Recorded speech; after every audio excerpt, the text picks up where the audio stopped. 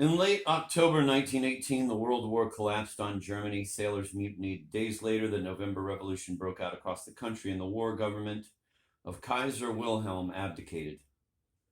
Spontaneously organized, self-legitimizing councils of workers, soldiers, intellectuals, and professional revolutionaries filled the suddenly empty public space. People who before had only muttered secret curses now asked questions, said their names out loud, left the crowd for the front of the room, said strange things.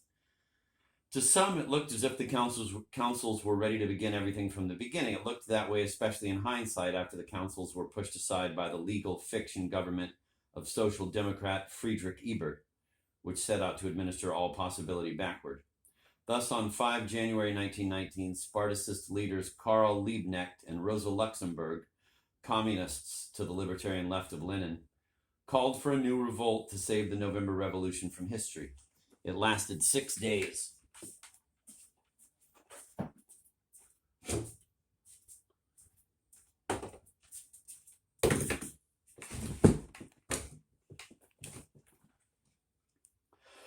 The rising was to Holzenbeck precisely what, in rented halls in the spring and summer of 1918, he and his cronies in the Berlin Dada Club, Gross, Walter Mehring, Johannes Baader, John Hartfield, Raoul Hausmann, had prophesied in microcosm. "Wonder of wonders," read one of their broadsides. "The Dadaist world can be realized in a single moment." They signed it Rhythms International, garbling already incomprehensible poetry with crazy gestures, singing ridiculous songs 3 at a time over pure noise, hurling abuse at the paying crowds, dissolving the ideologies of left and right into glossolalia. They tried to make the crowds strike back, to make the stopped clock strike 12, to prove that time was up. Prancing on their stage, Holzenbeck and Hausmann, with monocles clamped into their left eye sockets, Gross's face covered with white pancake makeup, they tried to live out an old, orphaned metaphor as if it were not a metaphor at all. Quote, "The criticism," end quote, "that deals with conditions in Germany," 25-year-old Karl Marx wrote in 1843 to 44 in, quote, "Contribution to a Critique of Hegel's Philosophy of Right," end of quote.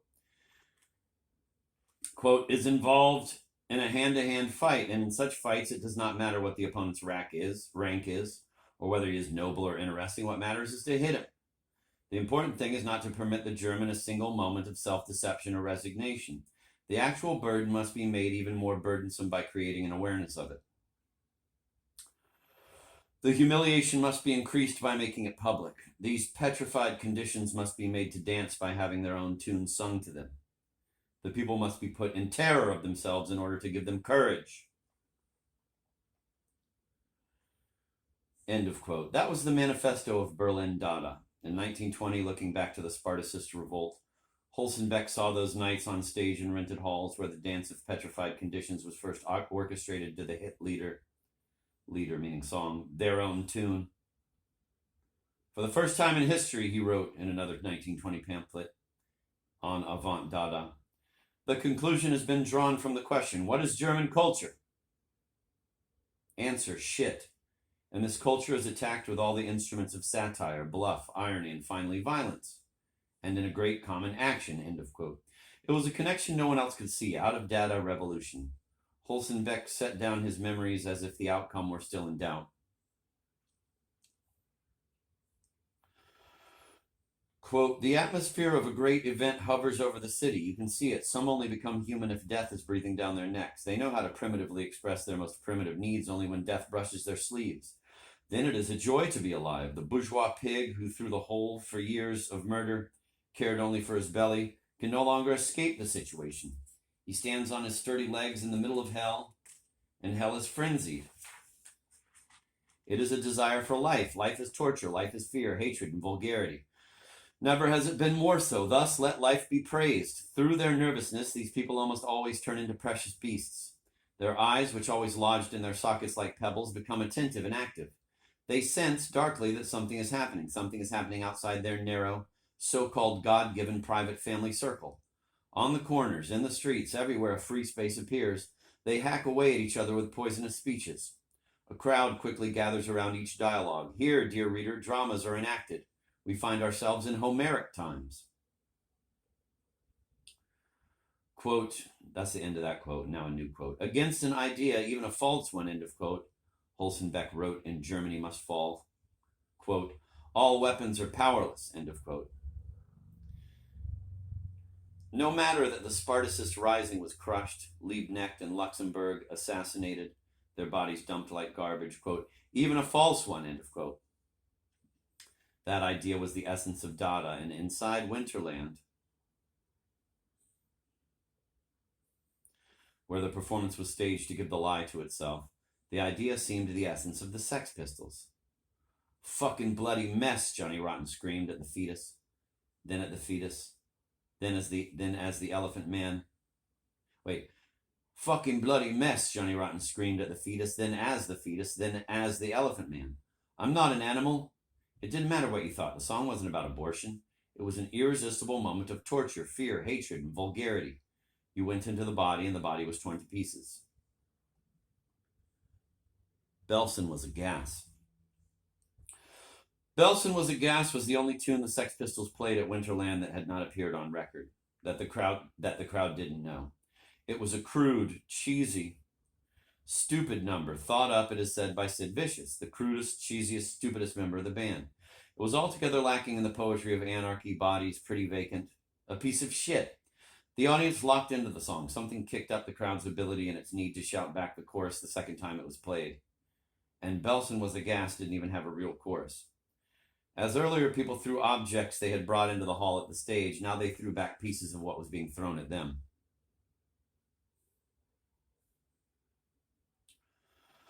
Stymied, perhaps in their attempt to see some history in Holidays in the Sun, here the Sex Pistols had turned to writing it, starting on 15 April 1945, when Belson gave the British troops who liberated the murder camp their first good look at the Nazi fact. In a way, then, the Winterland audience had indeed heard Belson Was a Gas before, seemingly affirming nothing but its own vulgarity. Belson was a gas, I heard the other day, in the open graves where all the Jews all lay. The song was a musical version of the punk swastika, a motif first popularized in its pre-Pistols days by Sid Vicious. In England, and through newspaper and TV features in the United States, the ubiquity of the symbol had by 1978 forged a media identification between punk and resurgent British Nazis. The swastika painted on clothes, carved into schoolroom desks, carved into arms, how different was it really from the National Front campaign to purify the UK of its colored populations, Jamaicans, Pakistanis, Indians, the backwash of empire?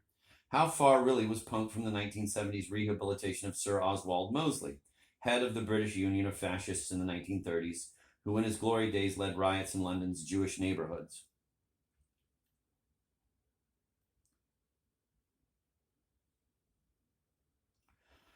As for years in the UK, colored people were beaten on the streets and some were killed, but in a context of a new sensationalism, a new seriousness. It was a hot topic until 1979 when the Tory party shifted from noblesse oblige to class war, and Margaret Thatcher, the new prime minister, buried the National Front by co-opting much of its program. After that, as in the early punk years, colored people were beaten and killed, more as it happened, but with the context altered once again, with the hard facts smoothed into a context of legitimacy. The facts were no longer news. A punk parading down King's Road with Sid lids and a swastika stenciled on his black leather jacket caused no panic. He was a tourist attraction. The punk swastika was a convoluted symbol, a nascent subcultural celebration of the purest racism, a demand for the replacement of business as usual with excitement. It meant, to take Nick Cohn's definition of the impulse behind all post-war British pop subcultures, the Teddy Boys of the 1950s, the mods and rockers of the 60s, the skinheads of the early 70s, quote, my dad's a square, I hate him, I hate you too, I'll smash your face in, end of quote. Or diversion of that impulse into public business. I hate them too, let's smash their faces in. It was a touch of the old épater la bourgeoisie. It meant history books to the contrary that fascism had won the Second World War, that contemporary Britain was a welfare state parody of fascism, where people had no freedom to make their own lives, where, worse, no one had the desire. And it meant that negation is the act that would make itself evident to everyone that the world is not as it seems, but only when the act is so implicitly complete it leaves open the possibility that the world may be nothing, that nihilism as well as creation may occupy the suddenly cleared ground.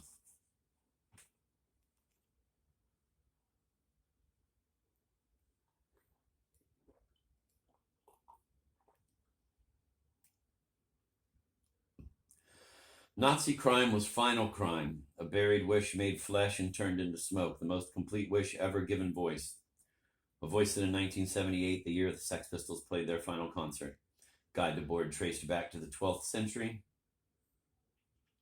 to the secret old man of the mountain, Rashid al-Din Sinan, leader of the assassins, millenarian terrorists of the Levant, quote, surrendered, it is said, only in his last hour, and then only to the most faithful of his fanatical disciples. Nothing is true, everything is permitted, end of quote. Debord was not talking about Nazis. He was narrating a film on his own life, looking back a quarter century over his years as the tribune of the Letterist International, then of the Situationist International, groups little enough known in their own time and now barely remembered. He was staking his claim on history. Thus was set forth the best-made program for the absolute subversion of the whole of social life. Classes and specializations, work and entertainment, the commodity and city planning, all were to be dashed to pieces, and such a program contained no promise other than that of an autonomy without rules and without restraint. Today, these perspectives are part of the fabric of life, and there is combat for and against them everywhere. But when we first set out, they could hardly have seemed more chimerical, if the reality of modern capitalism had not been more chimerical still. Nothing is true, everything is permitted, Debord was explaining, was simply the watchword the young men who formed the LI in 1952 had taken as their passkey into the realm of, quote, play and public life, end of quote.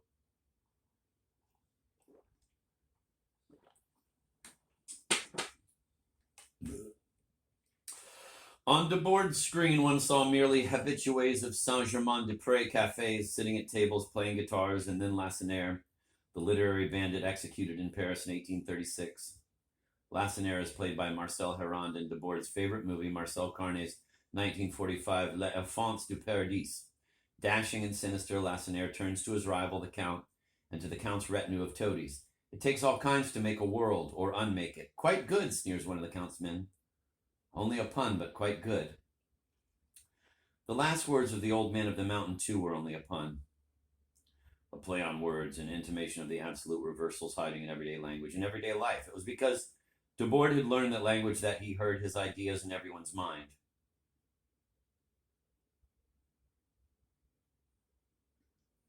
It was because Debord had learned that language that he heard his ideas in everyone's mind.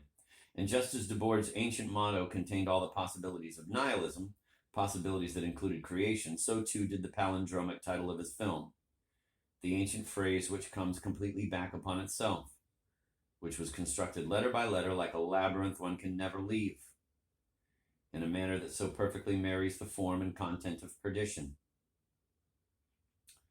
In Girum imus nocte et consumimur igni. We turn in a circle in the night, and we are consumed by the fire.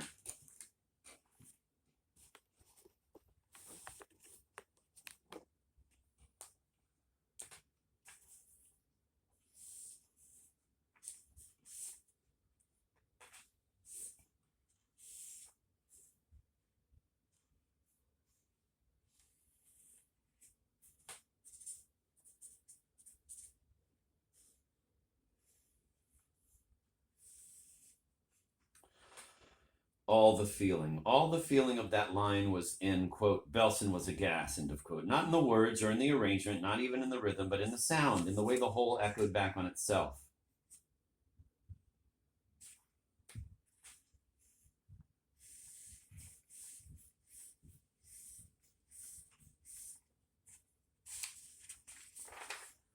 That night in Winterland, it was as if this straightforward performance, established by means of ordinary equipment, microphones, amplifiers, speakers, had been transformed by onstage aural flashbacks, flash forwards, freeze frames, split screens, matched dissolves, metronomic tracking shots, all the technology of displacement. The echoes were patent, physical. Photographs and film documentaries. The commonplace evidence of Belsonism came into view.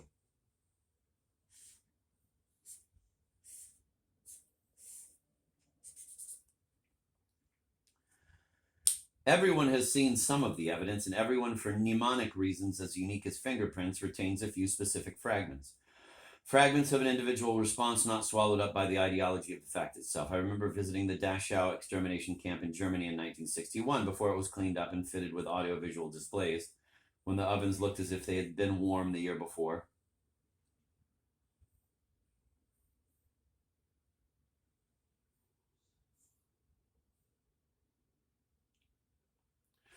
Still, that memory, like most of the commonplace evidence, is just genre, iconography. The victims, whoever they were, had no individuality for me, even though I was taken to the place by a man whose parents had been killed there, even though my ancestors had lived and worked just miles away. The victims were part of the pit or interred soul-wise in some official memorial complete with meditation chapel. But in two photographs I know, quote, Nazi execution of two Russian partisans, end of quote, taken by a Nazi photographer, and, quote, U.S. Senator Alvin W. Barkley of Kentucky, chairman of the House Senate Committee on War Crimes, Buchenwald, near Weimar, Germany, April 24th, 1945, taken by a U.S. Army photographer. The sense of individuality is overwhelming and from opposed directions.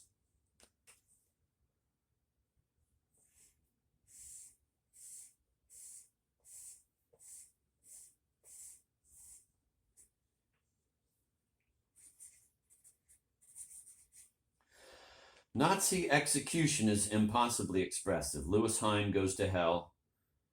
A girl, a teenager, has been hung. Her dead face communicates the motives that caused her to risk death and the motives of those who have just killed her. The Nazi officers who in the photo are visible, people whose task it was to exterminate just this sort of expressiveness. The girl's face says more than those of most living camera subjects.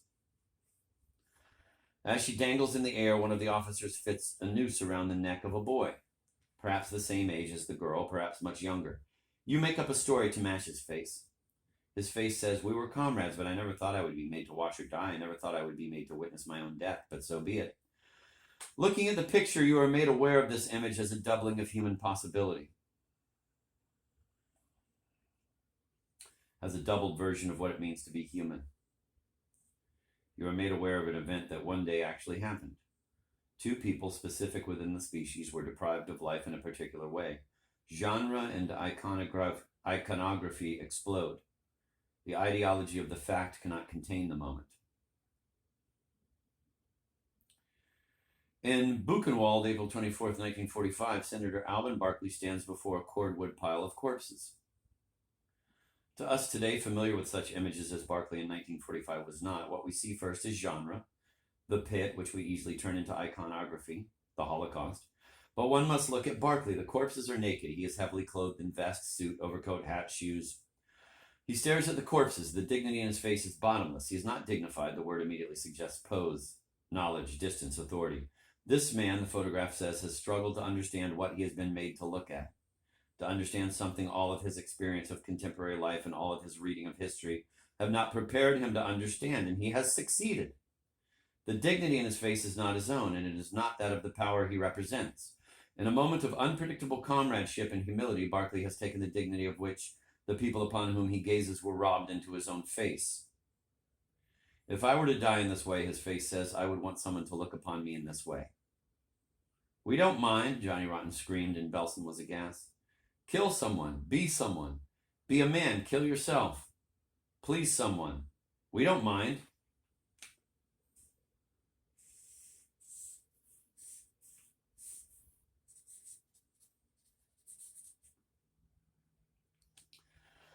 He seemed near to coming loose from his own skin.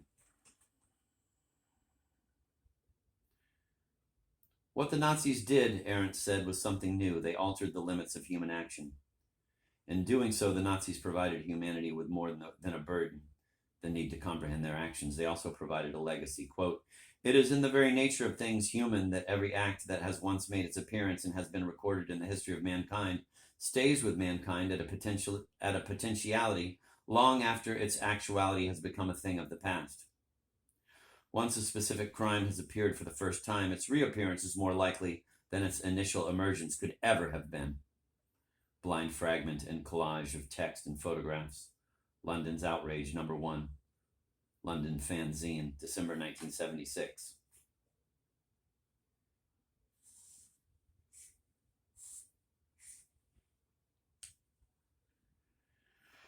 He seemed near to coming loose from his own skin, as in other moments on the same stage on the same night, as in so many moments on the singles the Sex Pistols put out over the previous year.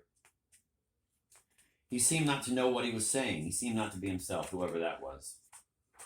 Once more, he was less singing a song than being sung by it. Nothing existed but an objective historical iconography, the common coin of any crowd called together anywhere in the West, where Nazi iconography, the spectacle of the Nazi fact, still served to diminish the exterminations of the present and to shroud the exterminations of the past, where Nazi iconography functioned not as history, but as its most grandiose anomaly, the exception that proved the rule that all was for the best in this best of all possible worlds. It was hard to think with the song pounding on in your head and impossible not to. Nothing existed but that and an objectification of this treasured iconography by a disembodied but still subjective voice, which dissolved iconography as surely as Alban Barkley's face. Johnny Rotten did not seem to be commenting on an historical event, but rather to be quoting from an as yet unmade movie. In 1985, in Shoah, a documentary film on the Nazi exterminations, director Claude Lanzmann interviews historian Raoul Hilberg on the agencies responsible for transporting Jews to concentration camps. It was the same bureau that dealt with any kind of normal passenger? Absolutely, just the official travel bureau. Mitteleuropäische Reisenbüro would ship people to the gas chambers, or they will ship vacationers to their favorite resort.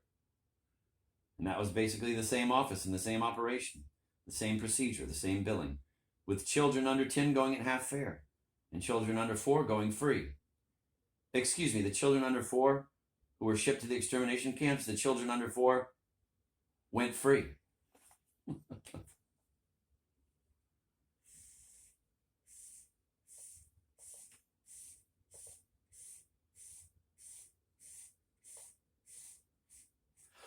Or reading from an as yet unprinted news item.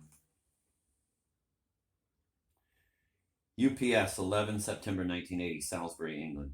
A former army sergeant thinks he has come up with the ideal British vacation, 3 days in an imitation Nazi prison camp.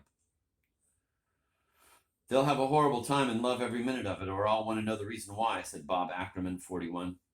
Having taken over a former army camp on the bleak Salisbury Plain, he is inviting vacationers to spend $72 for 3 November days behind barbed wire, guarded by gun-carrying guards in German uniforms and watchtowers around the perimeter. Ackerman promises a nice line in psychological interrogation for vacationers who try to escape. There will be plenty of fog, rain, and frost for our 2 a.m. searches, he said. The food will be first-class prison nosh, thin soup and stale bread, and there will be no fires in the huts. Ackerman claims demand for his vacation is heavy. There are plenty of crazy people around like me who love being locked up and made to suffer behind barbed wire, he said.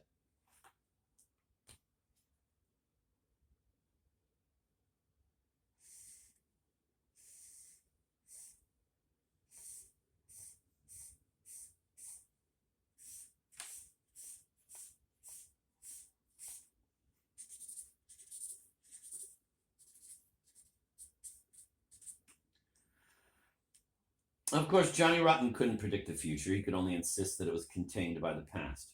That was the meaning of no future. After Belsen was a gas, Holidays in the Sun was still to come that night in Winterland, and Johnny Rotten had no way of knowing, had he been born in another time in another place, that he could have ridden to Belsen for free, or that had he been willing to wait, he could have seen a new Belsen without ever leaving England. Or is that exactly what he meant? On stage, all one saw was an ugly, unlikely youth declaring that his time as a pop star had come to an end. You could see it happen, hear him deciding to quit. "Oh, it's awful," he said in the middle of No Fun, his last song as a member of the Sex Pistols, even his loathing leaving him. "It's no good."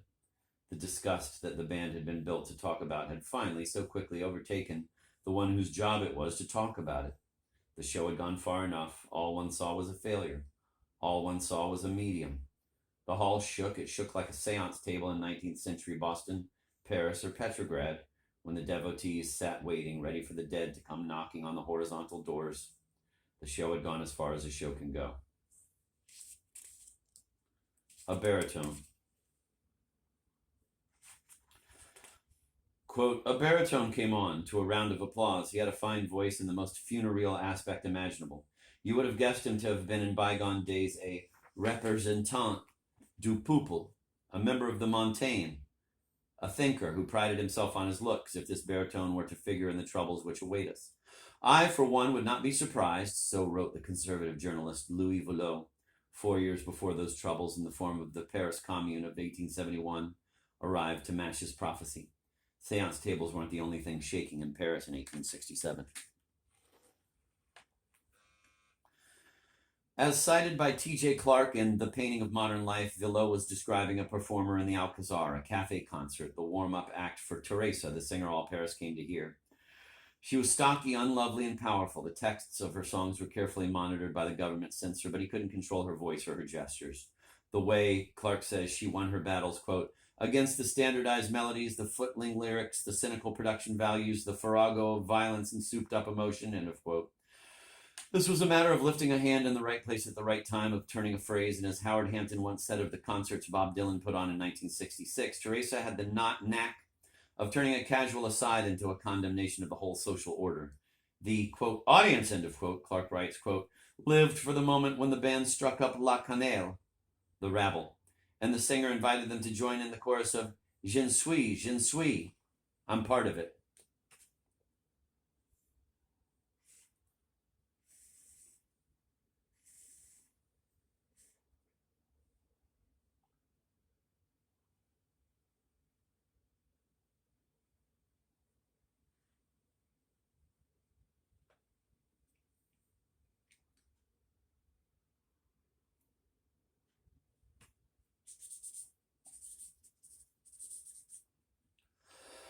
The Alcazar was a big hall where drinks were served to thousands. The new petite bourgeoisie, the clerks who filled most of it, would in their workday or domestic lives have taken rabble for the crude class insult it would have been.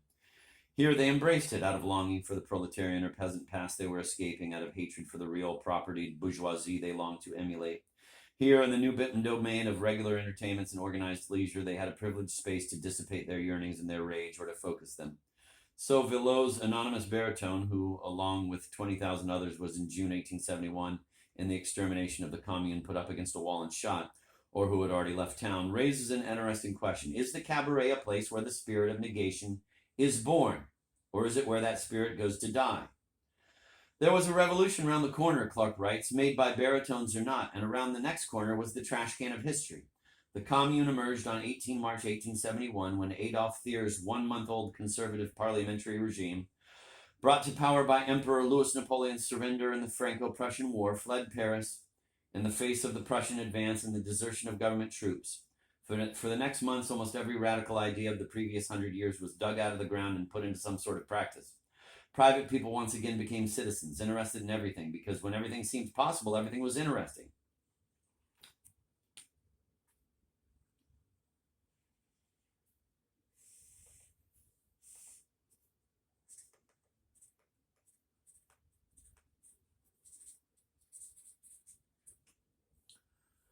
I will never forget those delightful moments of deliverance, one man said. I came down from my upper chamber in the Latin Quarter to join that immense open-air club which filled the boulevards. From one end of Paris to the other, everyone talked about public affairs. All merely personal preoccupations were forgotten. No more thought of buying and selling. All felt ready, body and soul, to advance towards the future. To many then and now, the Commune was not a revolution at all, but an anarchist parody of what had begun as an old-fashioned bourgeois rejection of ossified authority. It was a revolution. If it was a revolution, it was certainly queer. The greatest festival of the 19th century, Guy Debord, Attila Cattani, and Raoul Vaneigem wrote for the Situationists on the Commune in 1962. They were constructing a philosophy of leisure. Underlying the events of that spring of 1871, one can see the insurgents feeling that they had become the masters of their own history, not so much on the level of governmental politics as on the level of everyday life. Of modern leisure as medieval bacchanal, as masters of their own history, the communards abolished ordinary time. The lord of misrule, joke king of the ancient overnight Saturnalia, executed the day after, had somehow seized history and declared that misrule would last forever. It was as if, instead of stumbling home drunk and getting up the next day to stand at the counter, Teresa's fans had poured out of the Alcazar and into the streets, and there changed the world beyond the power of memory to recall what it had been like the day before. That was the dance that everybody forgot. Rockabilly singer Butch Hancock once said of Elvis Presley's first appearance on the Ed Sullivan Show in 1956. It was the dance that was so strong it took an entire civilization to forget it and 10 seconds to remember it.